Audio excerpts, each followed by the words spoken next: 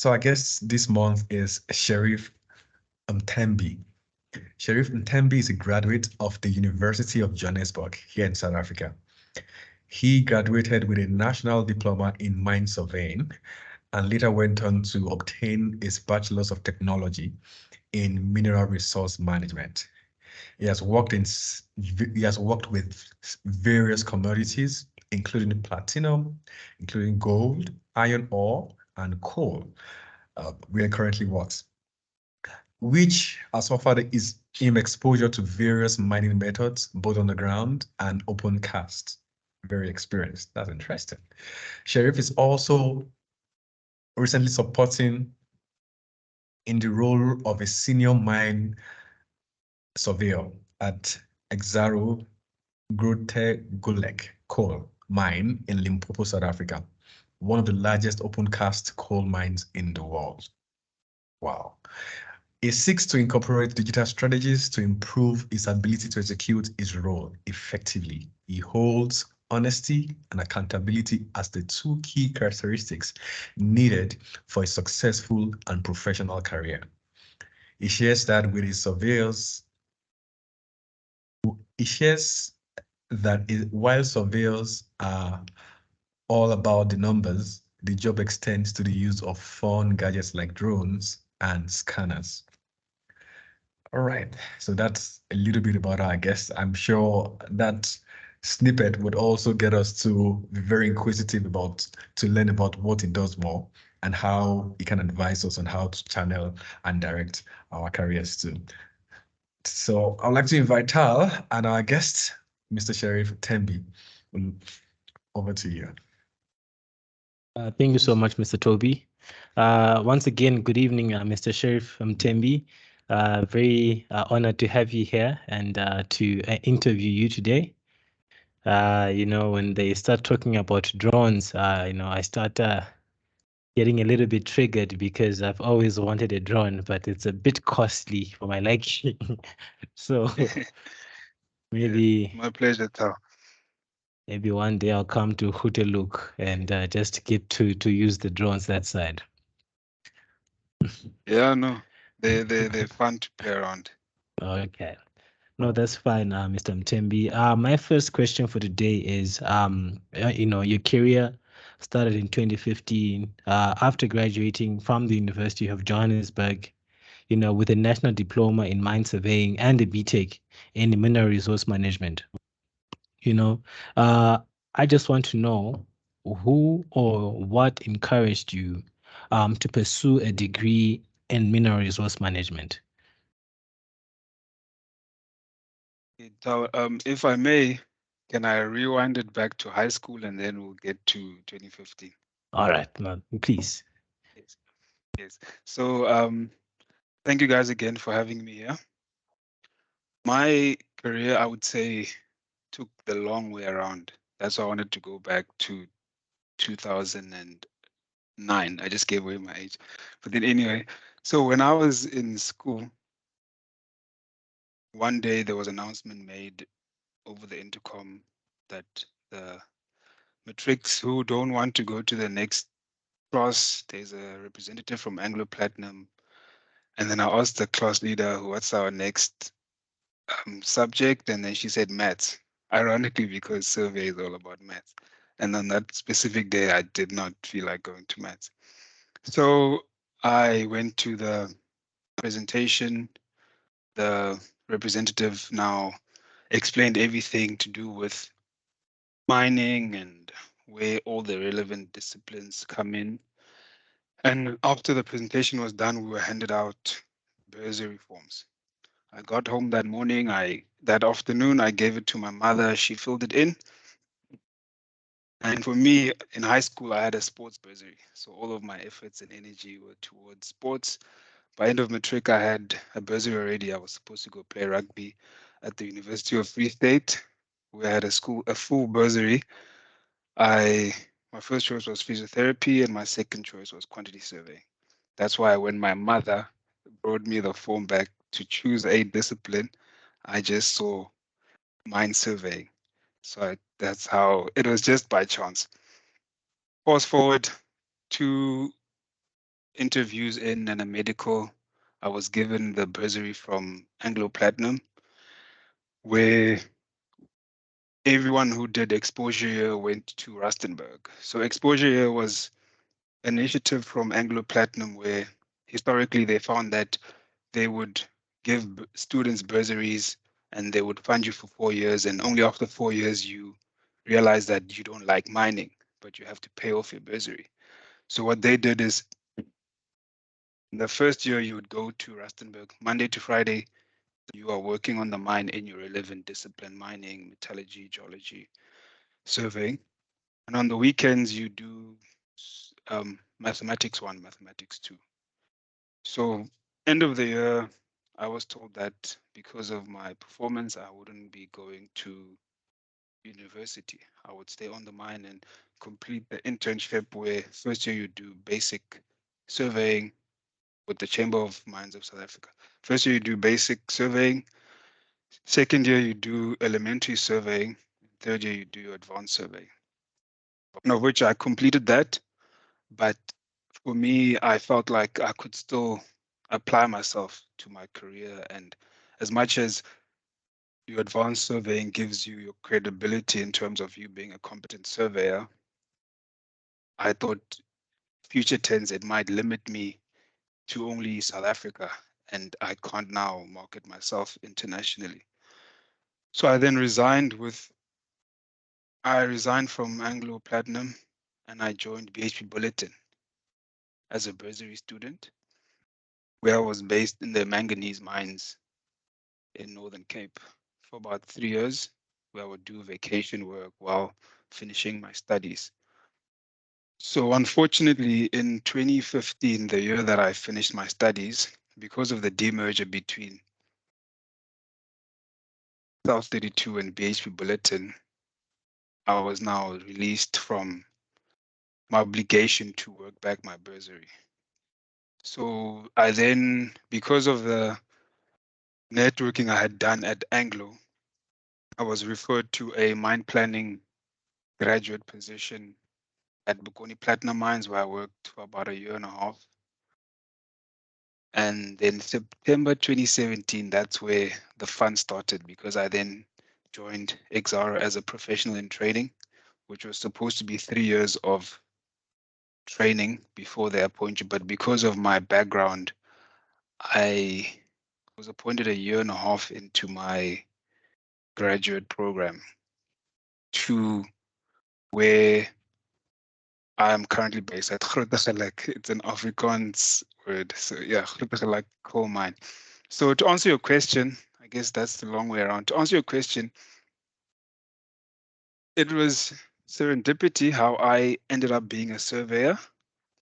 But now a fun fact is I found out probably 4 or 5 years into my surveying career that my grandfather was a survey assistant in the coal mines, no, in the gold mines in the 1970s. And my father was a photographer for an open cast coal mine close to where we live in Zanin. So it was by chance, but also I guess I'm continuing the family line and working in coal mines. Oh, wow, that is such a beautiful story, and how you got to where you are now, Mr. Sheriff. It's quite inspiring and motivating.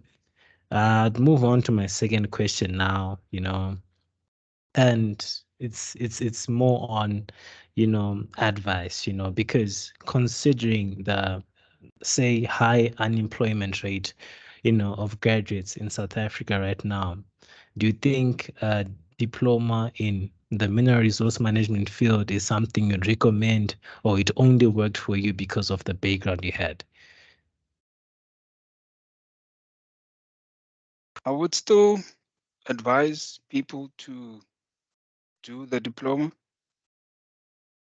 So with me, there is no other university in South Africa that offers mine surveying. It's just the University of Johannesburg, unless you also do it with UNISA, but that is more online learning. Mm. So what I would advise is still do it, but the South Africa's unemployment rate, unfortunately, it is what it is. I think what we will see is that instead of working within South Africa, you will see more exports of surveyors, because as much as South Africa is going through what they're going through nationally, in the whole global economy of mining, there is still a shortage of surveyors. Mm. That is very true.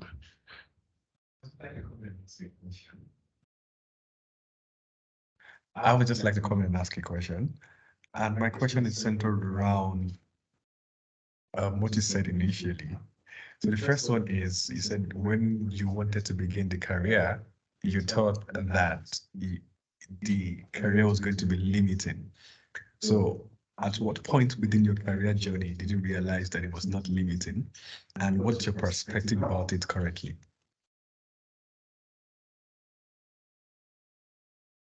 I'm not sure if I understand you, Toby. Can you please repeat the Okay. last part of your question? Okay, when you were introducing and telling us your background story of how long you've been in industry and how you transitioned from one company to the other, you did mention that you thought at some point that you didn't want to continue your career within surveying only because you thought it was going to be limiting for you to pursue a career in surveying.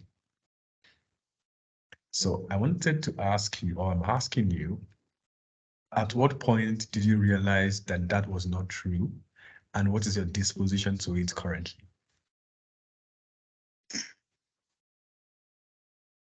Well, I would say, as any journey, when things are going good, then you realize that you made the right decisions. But when things are going bad, you start to doubt if the decisions that you've made were the right decisions. So I think only when the offers start coming in, you actually realize that patience is a virtue. Mm. And as much as you want things to happen at a specific time, you just have to be patient, and then things will happen when they're supposed to happen. Okay. That is very powerful. And then, yes, Mr. Sheriff, I mean, apart from, your studying life and having had work experience first, do you have any tips that you have for people who are, studying and is still learning on the job? Advice in terms of Advice the university. in terms of university, getting into work, you know. I would say some forums like this where networking is important, because as much as you might be at university studying, that's just your network. And when you guys graduate, it will be your alumni. But outside of that, you need to start networking at people who are on the mines, and so that whenever these positions open, they could forward them to you so you can apply. And you have to now be intentional about certain things. For instance, when I started, we didn't have okay, YouTube was just starting out. So now I can go on YouTube and look up the various mining methods and look up software packages, learn software packages while at university, so that it makes it for a better transition when you get into the working working environment, where you don't have to start from scratch, because you have some sort of background where you learned in a more calm environment. Because if you're learning on your own, you can learn at your own pace, rather than when you're at work, you have to get things done.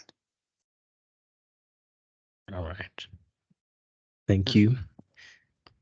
And Mr. Sharif, you have quite a unique story, because you went to work first and then you went back to university, right?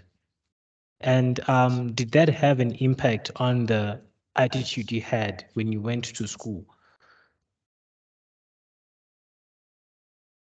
Yes, I would say it did have an impact because I was 21 in a classroom full of 19-year-olds. So in my head, I thought I was behind. So it only made me focus more on the studies because I had already, in my head, I thought I had wasted 3 years, but now obviously in the CV it adds on to my experience. So I thought I'm old in the class, so I can't afford to fail a subject or anything like that. But what I would say,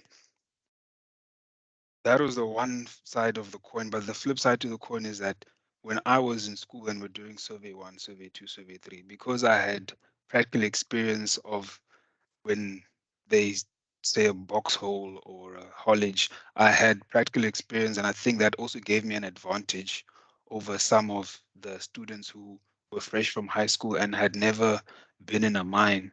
So they would have to learn what these certain mining jargons mean. Lovely. So speaking of your career, I would like to ask, for some of our listeners who have never been to a mine, who doesn't understand or who don't understand what the career of a mine surveyor looks like and what their day-to-day activity look like, would you do us a favor and explain what you do and how essential it is for a mine operation? Okay. So surveyors on the mine, I'll just speak on this mine. We are basically involved in the production. So currently, if they want to mine a specific mining block, we first have to now, because we have the spatial awareness and the extremities of the mining blocks, we go and we stake on a specific block, we stake out a peg of the northern extremity of the block and then the southern extremity of the block so that the cleaning department knows exactly which area to clean before drilling. And then the survey department, me specifically, is in charge of the drill design. So based on whatever bench, each bench has its own burden and spacing. I then now design the blast block design, which I then take that blast block design and I export it to the drill so that the drilling guys can drill and blast. And then also on month end, we then go and we measure exactly how much tonnages were excavated from that specific mining block. And this happens all over the pit. So it's a lot of working areas, but that's in a nutshell where the surveyors fit in. That is very, very interesting. So based on what you've explained now, just before drilling and blasting is done, you come in to take out your design that you've done on the computers and bring it into the field and apply it. And once the blasting is done, you also come and compare what has been done to what you initially planned. Beautiful. Correct. Thank you Even for in, that. in the drilling, we Mhm. we have to now monitor compliance because if all the drill holes are supposed to be 20 meters, we have to now monitor if all the drill holes were drilled to that specific plan. Thank you. So you have a certification in advanced mine surveying from the South African Chamber of Mines, and I just want to know if this qualification has somehow enhanced your career and has it opened some doors that just a degree would have not per se opened. I would say it does in the sense that when you're doing your basic, elementary, and advanced surveying courses, you go to specific training centers within South Africa, which are not universities, but it's just training centers specifically for mine surveyors. And in those training centers, you get to meet old surveyors that now teach you the fundamentals of surveying in more detail. And you get survey managers who still prefer a person who has an advanced mine surveying certificate because they know that that person went into detail the practical side of surveying, not just the theoretical part that universities offer. So I would say that advanced surveying certificate still has a place within the survey discipline. Okay. And are there any courses that you recommend for mine surveyors and mineral resource managers looking to follow in your footsteps? So Tal, I wouldn't say I know the secret to success. I only know the secret to my success.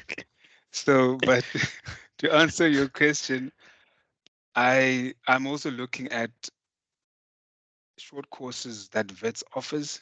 WITS has short courses in mine planning, mine design, and also valuation analytics.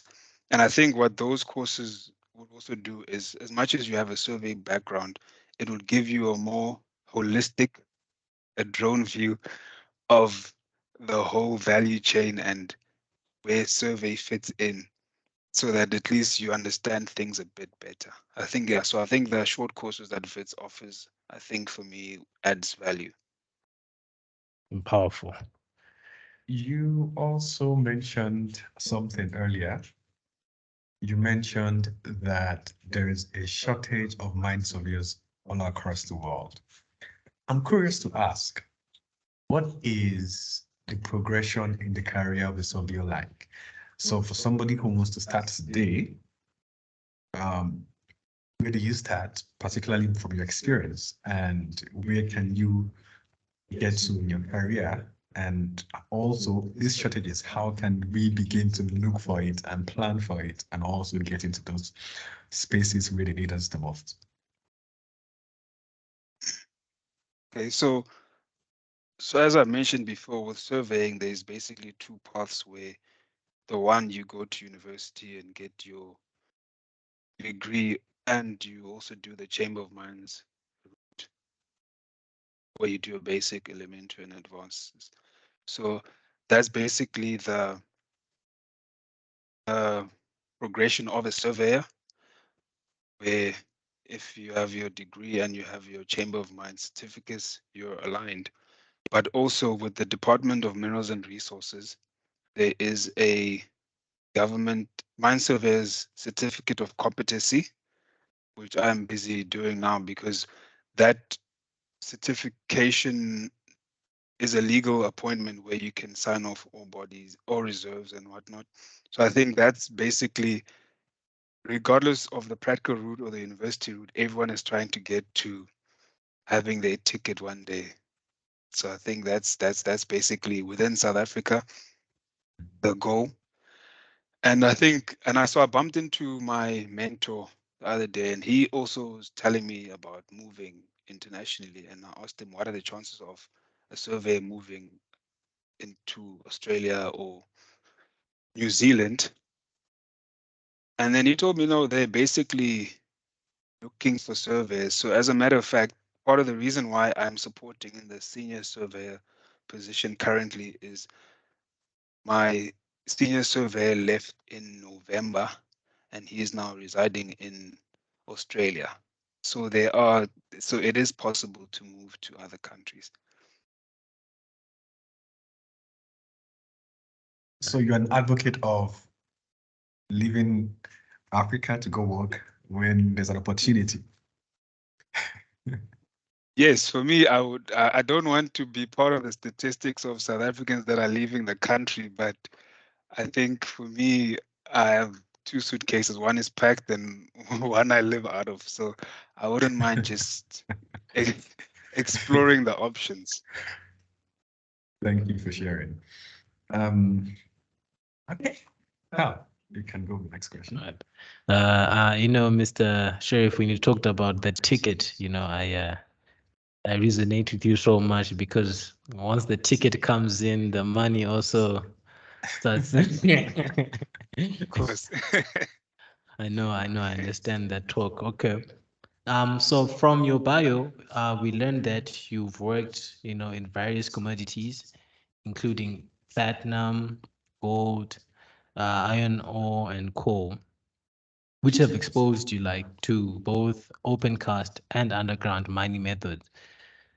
You've also recently advanced to support in the role of the senior surveyor because the senior guy moved to Australia. Can you give me just a brief overview of what you enjoy the most about, mine surveying, like on a day to day?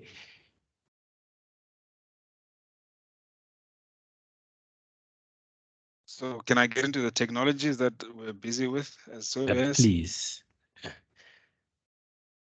So what I am currently enjoying is the project that I'm busy with right now. So just to give context to the pit. So from the north to the south is basically 3.5 kilometers. That's how big it is. And east to west is about 2.5 kilometers. So it's a very big pit. So what I enjoy now is sitting in the office where we have a scanner in the north of the pit and a scanner in the south of the pit, which scans the pit. It scans the pit every 4 hours. And while you're sitting in the office, it gives you a data set of the actual pit. So that's basically technologically where we are currently.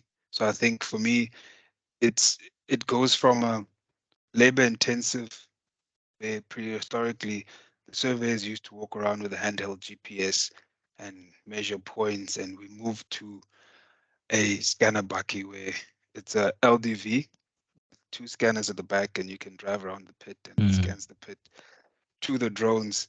And obviously we ended pushing the envelope and having these scanners in the pit, which for me, it just goes to show how far the technology is going. And unfortunately for us, and I say unfortunately because we're setting a benchmark, there is no other mine that I'm aware of is doing that. So you can't really, when you're going through your teething problems, ask the neighbors next door, how are you guys tackling this and how are you solving these problems? So I think that's for me, currently the bells and the whistles on the mine for me is actually very exciting to be working with. Okay, that is amazing to hear, Mr. Sheriff. And I remember I actually did some surveying course as well when I was doing part of my program. Sorry about that. And then I just wanted to know, like, what is the relationship between, surveying technology and maybe detecting pit stop stability? So I tell you, went away, but you said in slope stability. Yes. Yes. So currently in South Africa, it's a legal requirement to have slope stability monitoring systems in place. And I think it was just exacerbated by we had a dam wall break in Free State. Yeah, one of the mining companies there a few months ago. So with us, we have to now monitor certain survey points in the pit so that at least if any case, if there were to be slope failure, we would know beforehand. And I think maybe you would have seen in China, last 6 months, there was a massive accident where one of the walls collapsed and it caused, I think, 40 something fatalities. So I think for us, that's where the ticket has its perks, but then if you are the ticketed surveyor on the mine, that's the responsibility that you have to ensure that the way you guys monitor these slopes are in place and are reported frequently. Okay. So to say, with more money comes more responsibility in surveying. Correct. Yeah. So I'm not gray yet, so maybe soon. Okay. You didn't mention technology. I'm sure since you started applying that drone technology to your open cast operation, I'm sure there must have been some other interest of yours that is currently not existing in your mind that you're looking forward to laying your hands on. Do you have any of that? Would you mind sharing any of that with us? Yes. So with the flying of drones, because I do it at work, it just enticed me to buy my own drone. So I have a little DJI Mavic Mini that I fly for. I just came back from holiday. I was flying it when I was on holiday. It's a nice toy because we went from flying kites as kids, now we're flying drones. So I think it's just one of those technologies that obviously it helps professionally, but then it just made me realize that, oh, hey, this is maybe a fun toy to play around with. Okay. Currently, we know that a lot of drones that we are familiar with, like the ones you said that is your personal toy, is used in an open cast environment or open space. Do you have similar drones for on the ground too? Yes, as a matter of fact, Toby, there are. So in my spare time, I also like to read up on the latest technologies just so that I know exactly how it is. So two that I've seen is they have it's like a robotic dog. Then they have a laser on top of the dog, and then that dog just walks, and then it does its scanning as it's walking. Maybe it's a safety precaution because back in the day, old people that tell me these stories, they used to have canaries, and if the canary dies, then you know that there's a lack of oxygen in in the working place. And then the other one that I saw was it's a drone also, but it's more autonomous. It's a drone, and then it has a wire mesh around it to stop it from bumping to the sidewalls and whatnot. And then they use that to measure box holes. So obviously, if surveyors survey this side doesn't hold to the box hole, it can misalign and it's a big catastrophe. So what they do is they put it into the ore pass and the box holes just to map it out on a regular basis to see if you're eventually going to hole in the correct positions. I think underground, those two, for me, they're using what the open cast people are doing in underground. And obviously, I think the signals underground is more of a challenge because obviously open cast you can play around with drones, but I think underground they're more restricted with the technologies that they are implementing. I think maybe that's why they're a bit behind the open cast. So one last question before I hand over to Tal. Would you see yourself going back to the traditional way of doing things or old people's way of doing things in your own language?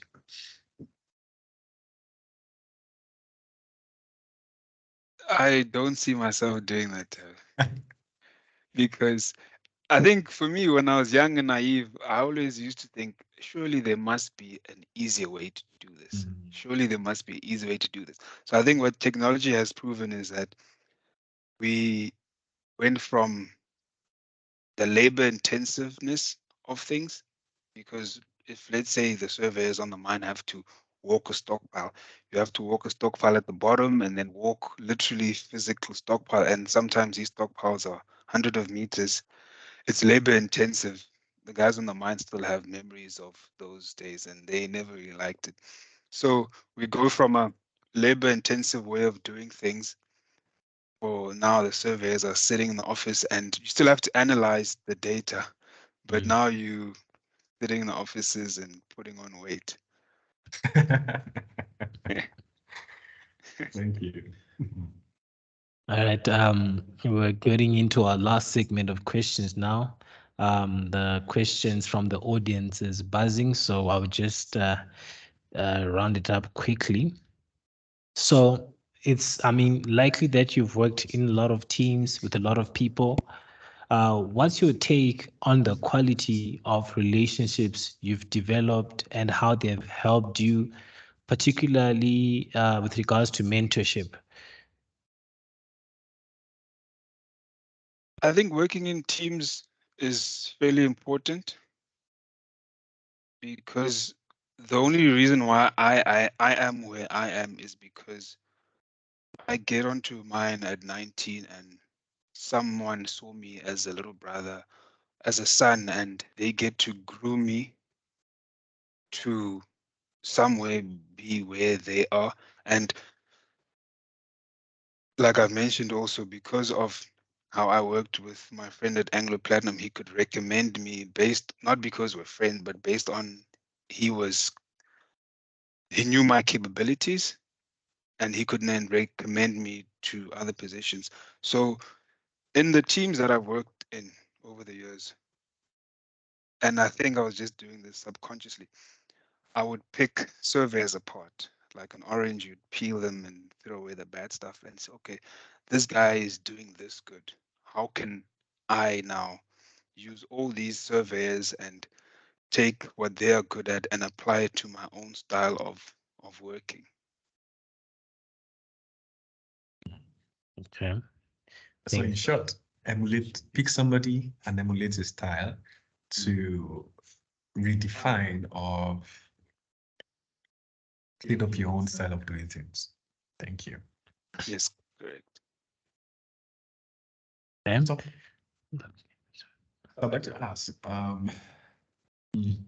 apart from working with people or with working with people, I'm sure there's a challenge. There are usually challenges that comes with it.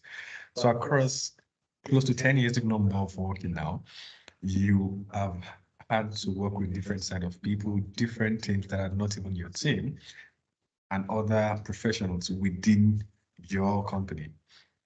Has there been situations where you didn't like what happened? And how did you navigate around it? That's number one. And number two, what is also probably one of your finest experiences that you've had working as a mine surveyor across all of these mines? Yes, so my one supervisor told me that you need to know your customers. So I think in working in teams, and I think historically leaders do this very well, you need to somehow have a fair understanding of people's psychology, which helps you to know that, okay, this is this type of person, this is how I handle this person, this is this type of person, this is how I handle this person. So I think it helps you then become a better leader, because if you're a leader in that position of leadership, you need to also have the buy-in of the people you are leading. So I think to answer your question, Toby, in terms of bad experiences,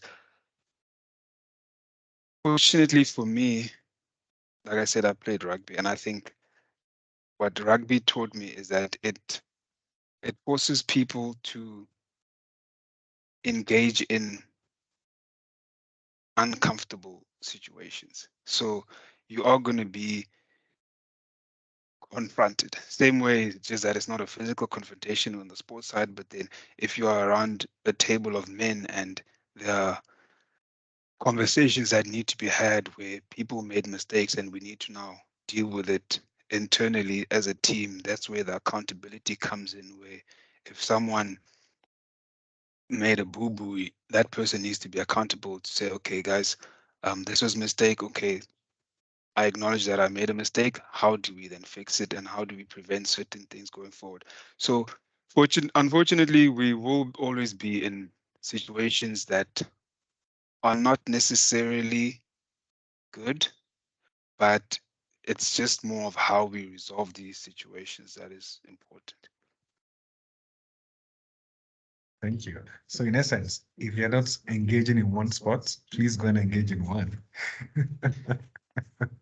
Yeah. Okay. All right. Beyond your work, Mr. Sheriff I mean, you've already told us that you played rugby, but we just want to get to know you a little bit more. Like, what do you do for fun? Do you feel like you've been able to reach that work-life balance? Yes, I think fortunately for me, because I stay active, I just came back from 11K jog this afternoon. So I think for me, I try, and when I'm at work, I work.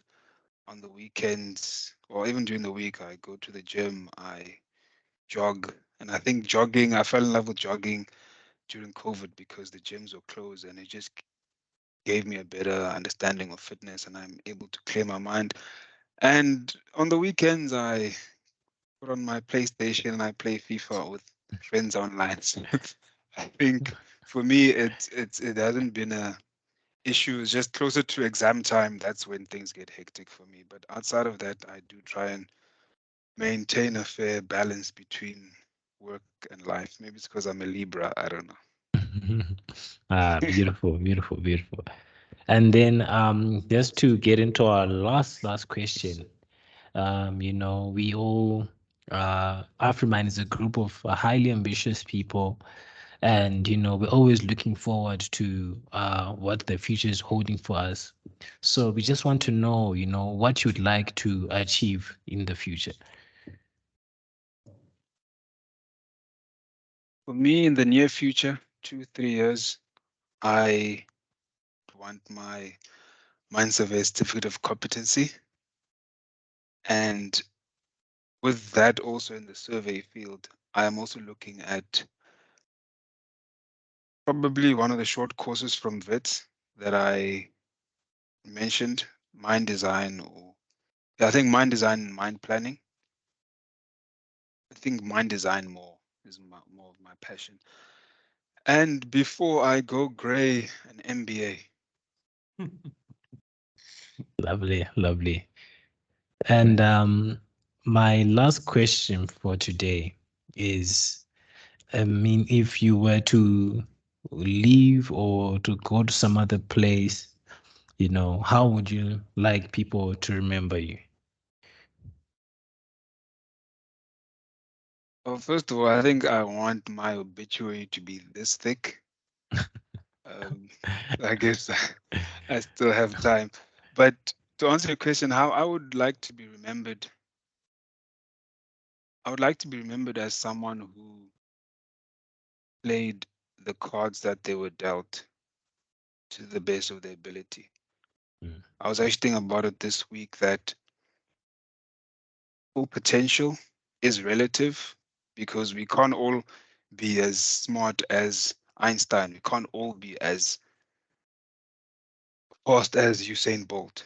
But with your God-given abilities and your skill set, I think if you can maximize that, I think you would have done something in the world when it's all said and done. So I think for me, that's how I would want to be remembered, as someone who did the most with what they were given. Beautiful. I think our audience and everyone else have had a lot to benefit from this conversation we've just had, Mr. Toby. So, I just have one last question before we begin to ask the questions in the chat box. So you said your grandfather was a mine surveyor. Your father worked on the mine too. Are we taking a guess? Can we guess and say that your sons or your daughters are literally going to pick a course that is very related to mining too? Or would you want that? Okay, my son, he's turning 1 in June. Wow. I guess if he has an interest for it, if he has an interest for it, then I think he would do well.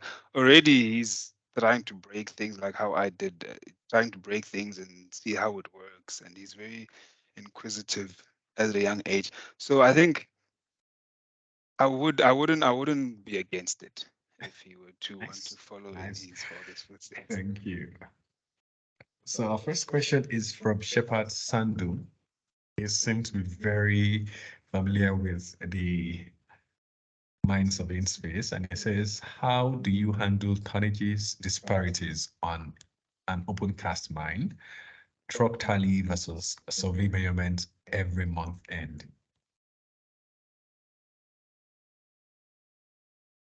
Okay, so there will always be a argument based on the discrepancies from what survey is reporting and what the mine says they've mined for the month.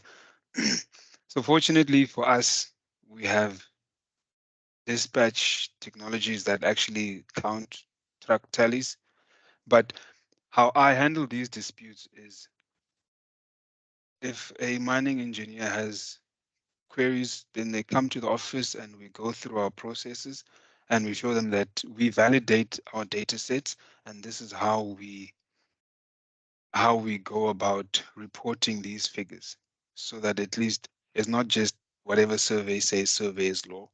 We do check. As a matter of fact, the first survey office I actually went into, my supervisor asked me, young man, how do you spell survey? So I'm, excuse me, how do you spell survey? And then I said Survey, and then he said incorrect. You spell survey check. So there's a there's a lot of checks that go into our reporting so we can be confident in the reporting that we send out.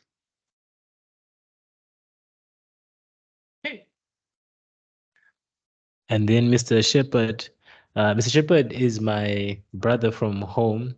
He's actually a surveyor with Anglo in Zimbabwe. So his second question is, what's your take on satellite monitoring of open pit mines? Are they cost effective compared to drones?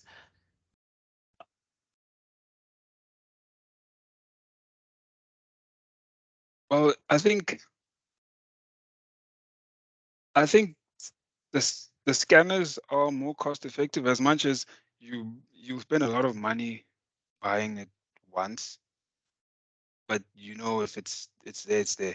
With the drones, you do get on occasion where drones crash, and then obviously if it's crashing frequently, there's a cost implication to that. So I think in the long run, maybe the scanners are more cost effective than the drones.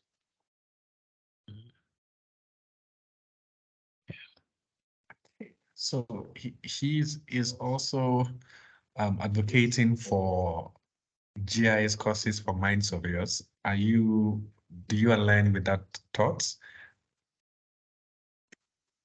Yes, fortunately for us, we have a drafts person that does GIS, but the GIS work that I've done also, it it it helps me, especially on the open cost, where if I have a data set and there's a lot of spikes in the data and the power lines and the machines, ArcGIS with cleaning the data set, I found it actually works very well. So the more software packages a surveyor knows, I think the more the better.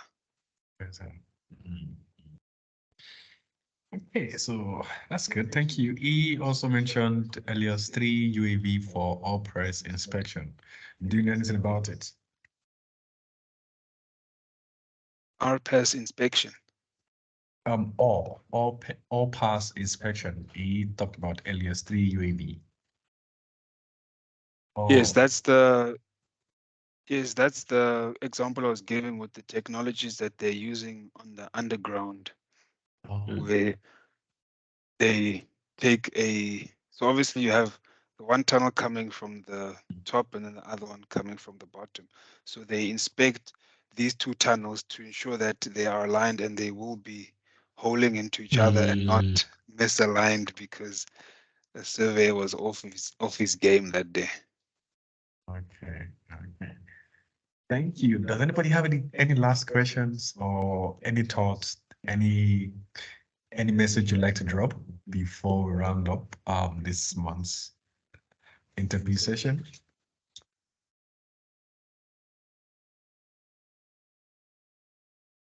Okay. think there seems not to be anybody. So on that note, I want to say thank you, Mr. Sheriff Mthembi, and thank you for sharing your time with us. We loved it and we enjoyed having you here with us. No, the pleasure is mine, Toby. I appreciate the opportunity. We would also love to get in touch and keep in touch with you, and probably you come back and share your technical experience. I'm sure we've just asked a lot of questions around your career experience, but not technical questions. But when the opportunity calls for it, we'll reach out to you. No, I wouldn't mind at all. Thank you so much, and please have a fantastic evening. Thanks a lot, gentlemen.